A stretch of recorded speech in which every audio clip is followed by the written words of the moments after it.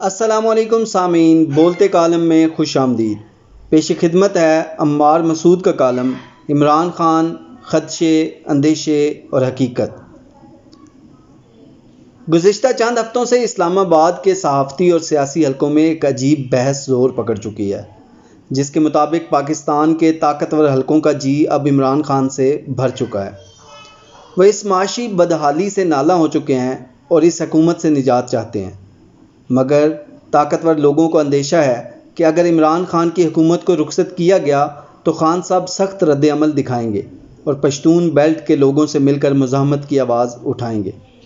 یہی اندیشے خان صاحب کی حکومت کی اب تک بقا کا سبب ہیں۔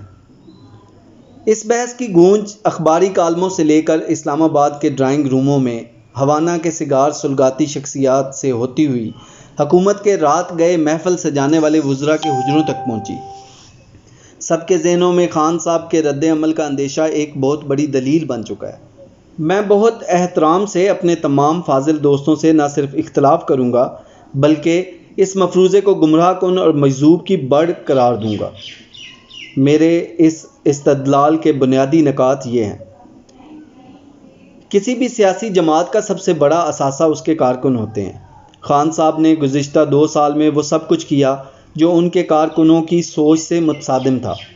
اب دل برداشتہ کارکنوں پر نہ کرپشن کا نعرہ کارگر ہے، نہ مذہبی کارڈ ان پر اثر دکھا رہا ہے، نہ سمندر پار پاکستانی اب حق میں رہے ہیں، نہ ملک کے طول و عرض میں تبدیلی کا نعرہ گونج رہا ہے۔ تحریک انصاف کے کارکنان پر شدید مایوسی کی گرد چھائی ہوئی ہے۔ پی ٹی آئی کے یہ مخلص کارکنان ایک دفعہ تو دھوکہ کھا سکتے ہیں مگر دوسری دفعہ نئے پاکستان کا فریب ان کو نہیں دیا جا سکتا۔ یاد رکھیں، جب مزاحمت کی گاڑی اقتدار میں آ کر سمجھوتہ ایکسپریس بن جائے تو ہاتھ میں تعصب کے سوا کچھ نہیں رہ جاتا۔ کارکن نہ ہو تو قیادت مذاق بن جاتی ہے، تہمت کہلاتی ہے، تمسخر اڑواتی ہے۔ خان صاحب اپنے تمام تر مخلص ساتھیوں اور پی ٹی آئی کی اصل قیادت کو اپنے آپ سے دور کر چکے ہیں۔ ان کے پاس اب ہوس سے اقتدار کے سوا اب کوئی نعرہ نہیں بچا۔ خان صاحب سے کسی بھی قسم کی مزاحمت کی توقع اس لیے اب سے ہے کہ اب نہ ان کے پاس پی ٹی آئی کے کارکنان بچے ہیں، نہ پارٹی قیادت میں کوئی بڑا نام ان کے ساتھ ہے۔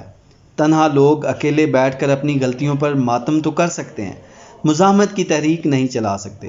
ثبوت کے طور پر خان صاحب اس وقت ملک کے کسی بھی صوبے میں اپنے زور بازو پر کوئی جلسہ تو کر دکھائیں۔ ایک جلسے میں حکومت کی ساری کارکردگی، سب دھونس دھاندلی، سارا کرو فر واضح ہو جائے گا۔ یہ مفروضہ کہ کہیں اقتدار سے رخصت کے بعد خان صاحب پشتون بیلٹ کے لوگوں کو ساتھ ملا کر کوئی بڑی مصیبت نہ کھڑی کر دیں، اس لیے غلط ہے کہ پٹھان دوستی اور دشمنی میں بہت کھرے لوگ ہوتے ہیں۔ وہ اپنے ساتھ احسان کرنے والوں کو ہمیشہ یاد رکھتے ہیں اور اپنے ساتھ دھوکہ کرنے والوں کو بھی کبھی نہیں بھولتے۔ اس بات کی گواہ کے پی کے کی تاریخ بھی ہے۔ جو کچھ عمران خان نے ہمارے پشتون بھائیوں کی مزاحمت کے ساتھ کیا ہے، جو دھوکہ ان کو دیا ہے، اس کے بعد کے پی کے وزراء اپنے حلقوں میں داخل نہیں ہو سکتے۔ تو یہ توقع کرنا کہ وہ لوگ اب ایک دفعہ پھر عمران خان کے جھانسے میں آ کر کسی مزاحمت کی تحریک کی سربراہی ان کو سونپ دیں گے، سوائے حماقت کے کچھ نہیں ہے۔ ایک دلیل یہ بھی دی جا رہی ہے کہ مقتدر حلقے پارلیمنٹ میں سے ہی کوئی تبدیلی چاہتے ہیں، مگر اس پر عمران خان راضی نہیں ہے۔ یہ دلیل اس لیے بودھی ہے کہ ہمارے سامنے اس ملک کی ساری تاریخ ہے۔ کیا آج تک کسی بھی برسر اقتدار حکمران کی منشا سے اپنے ہاں کبھی کوئی تبدیلی آئی ہے؟ کتنی آئینی، جمہوری اور منتخب حکومتیں بس یوں ہی چلتی کر دی گئی؟ کتنے منتخب وزیر اعظم بس الزامات کی بنا پر برخاست کر دیے گئے؟ کسی کے رد عمل کے بارے میں کبھی نہیں سوچا گیا۔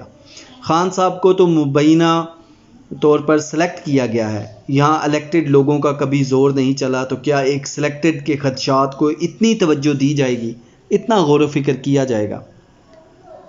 یہ بھی کہا گیا کہ اس وقت ملک معاشی بحران سے گزر رہا ہے اور خزانہ خالی ہے، اس لیے ملک نئے انتخابات کا بوجھ نہیں اٹھا سکتا۔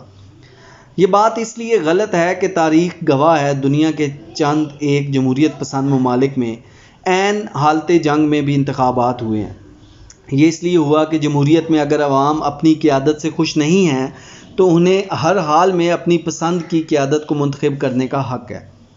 اخراجات کی مد میں سب سے اہم خرچہ انتخابات کا ہے، کیونکہ یہ ملک کے عوام کو ان کی پسند کی قیادت لوٹاتا ہے۔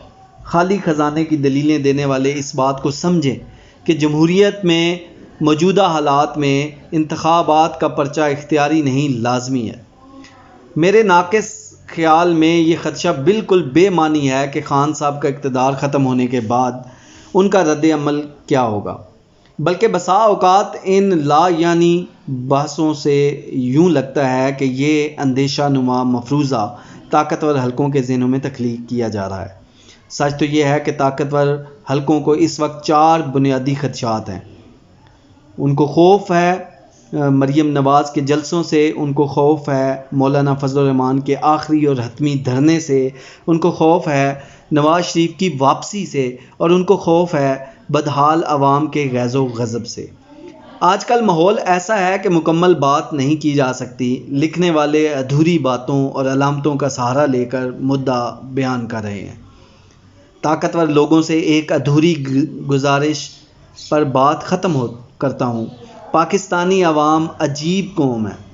آپ بڑی سے بڑی غلطی کر کے اگر اپنی غلطی پر معافی مانگ لیں، اپنے کیے پر ندامت کا اظہار کر لیں، تو یہ قوم بڑی فراخ دلی سے آپ کو معاف کر دیتی ہے۔ لیکن اگر آپ اپنی غلطی پر مصر رہیں اور اس کو دہرانے کی کوشش کریں تو یہی قوم تاریخ میں آپ کو بدترین ناموں سے پکارتی ہے۔ بس طاقتور حلقوں سے یہی عرض کرنا تھی، باقی رہے نام اللہ کا۔